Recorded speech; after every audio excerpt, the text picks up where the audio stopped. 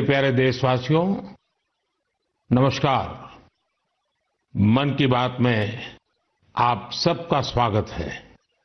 इन दिनों champions trophy चल रही है और हर तरफ क्रिकेट का माहौल है। क्रिकेट में सेंचुरी का रोमांच क्या होता है, ये तो हम सब भली भांति जानते हैं। लेकिन आज मैं आप सबसे क्रिकेट नहीं बल्कि भारत ने स्पेस में जो शानदार सेंचुरी बनाई है उसकी बात करने वाला हूं। पिछले महीने देश इसरो के 100वें रॉकेट की लॉन्चिंग के साक्षी बने हैं। ये केवल एक नंबर नहीं है बल्कि इससे स्पेस साइंस में नित नई ऊंचाइयों को छूने के हमारे संकल्प का भी पता चलता है। हमारी स्पेस जर्नी की शुरुआत बहुत ही सामान्य तरीके से हुई थी। इसमें कदम कदम पर चुनौतियां थी, लेकिन हमारे वैज्ञानिक विजय प्राप्त करते हुए आगे बढ़ते ही गए। समय के साथ अंतरिक्ष की इस उड़ान में हमारी सफलताओं की लिस्ट काफी लंबी होती चली गई। लॉन्च व्हीकल का निर्माण हो, चंद्रयान की सफलता हो, मंगलयान हो, आदित्य L1 या फिर एक ही रॉकेट से एक ही बार में 104 सैटेलाइट्स को स्पेस में भेजने का अभूतपूर्व मिशन हो। इसरो की सफलताओं का दायरा काफी बड़ा रहा है। बीते 10 वर्षों में ही करीब 460 सैटेलाइट्स लॉन्च की गई हैं और इसमें दूसरे देशों की भी बहुत सारी सैटेलाइट्स शामिल है। हाल के वर्षों की एक बड़ी बात ये भी रही है कि स्पेस साइंटिस्ट की हमारी टीम में नारी शक्ति की भागीदारी लगातार बढ़ रही है। मुझे यह देखकर भी बहुत खुशी होती है कि आज स्पेस सेक्टर हमारे युवाओं के लिए बहुत फेवरेट बन गया है। कुछ साल पहले तक किसने सोचा होगा कि इस क्षेत्र में स्टार्टअप और प्राइवेट सेक्टर की स्पेस कंपनियों की संख्या सैकड़ों में हो जाएगी। हमारे जो युवा जीवन में कुछ थ्रिलिंग और एक्साइटिंग करना चाहते हैं, उनके लिए स्पेस सेक्टर एक बेहतरीन ऑप्शन बन रहा है।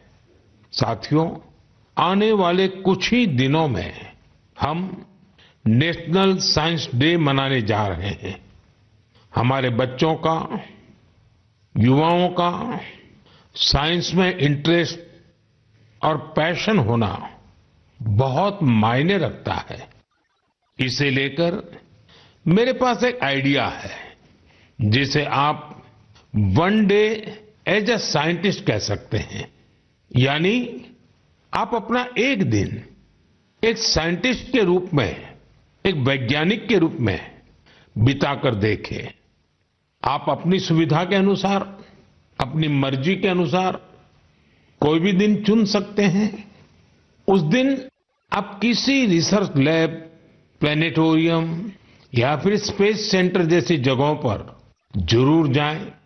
इससे साइंस को लेकर आपकी जिज्ञासा और बढ़ेगी।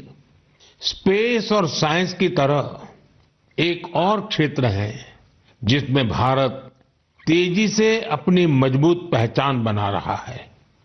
ये क्षेत्र है AI यानी आर्टिफिशियल इंटेलिजेंस। हाल ही में मैं AI के एक बड़े सम्मेलन में हिस्सा लेने के लिए पेरिस गया था। वहां दुनिया ने इस सेक्टर में भारत की प्रगति की खूब सराहना की।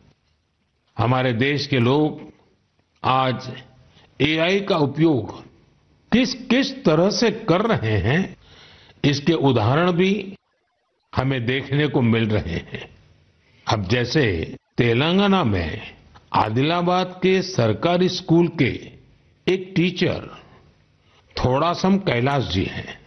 डिजिटल गीत संगीत में उनकी दिलचस्पी हमारी कई ट्राइबल लैंग्वेज को बचाने में बहुत महत्वपूर्ण काम कर रही है।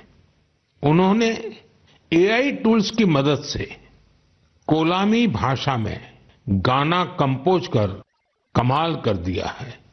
वे एआई का उपयोग कोलामी के अलावा भी कई और भाषाओं में गीत तैयार करने के लिए कर रहे हैं।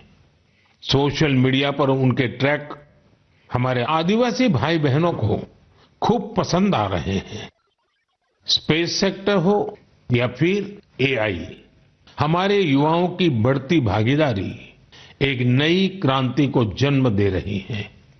नई नई टेक्नोलॉजी को अपनाने और आजमाने में भारत के लोग किसी से पीछे नहीं हैं। मेरे प्यारे देशवासियों, अगले महीने 8 मार्च को अंतर्राष्ट्रीय महिला दिवस है। यह हमारी नारी शक्ति को नमन करने का एक विशेष अवसर होता है। देवी महात्म्य में कहा गया है, विद्याः समस्ताः तव देवी भेदाः स्त्रियः समस्ताः सकला जगत्सु, अर्थात सभी विद्याएं देवी के ही विभिन्न स्वरूपों की अभिव्यक्ति है और जगत की समस्त नारी शक्ति में भी उनका ही प्रतिरूप है। हमारी संस्कृति में बेटियों का सम्मान सर्वोपरि रहा है। देश की मातृशक्ति ने हमारे स्वतंत्रता संग्राम और संविधान के निर्माण में भी बड़ी भूमिका निभाई है। संविधान सभा में हमारा राष्ट्रीय ध्वज प्रस्तुत करते हुए हंसा मेहता जी ने जो कहा था, मैं उन्हीं की आवाज में आप सबके साथ शेयर कर रहा हूं। It is in the fitness of things that this first flag that will fly over this august house should be a gift from the women of India. We have donned the saffron color. We have fought, suffered and sacrificed in the cause of our country's freedom. We have today attained our goal. In presenting this symbol of our freedom, we once more offer our services to the nation. We pledge ourselves to work for a great India, for building up a nation that will be a nation among nations. We pledge ourselves for working for a greater cause to maintain the freedom that we have achieved. साथियों, हंसा मेहता जी ने हमारे राष्ट्रीय ध्वज के निर्माण से लेकर उसके लिए बलिदान देने वाली देश भर की महिलाओं के योगदान को सामने रखा था। उनका मानना था कि हमारे तिरंगे में केसरिया रंग से भी ये भावना उजागर होती है। उन्होंने विश्वास व्यक्त किया था कि हमारी नारी शक्ति भारत को सशक्त और समृद्ध बनाने में अपना बहुमूल्य योगदान देगी। आज उनकी बातें सच साबित हो रही हैं। आप किसी भी क्षेत्र पर नजर डालें तो पाएंगे कि महिलाओं का योगदान कितना व्यापक है।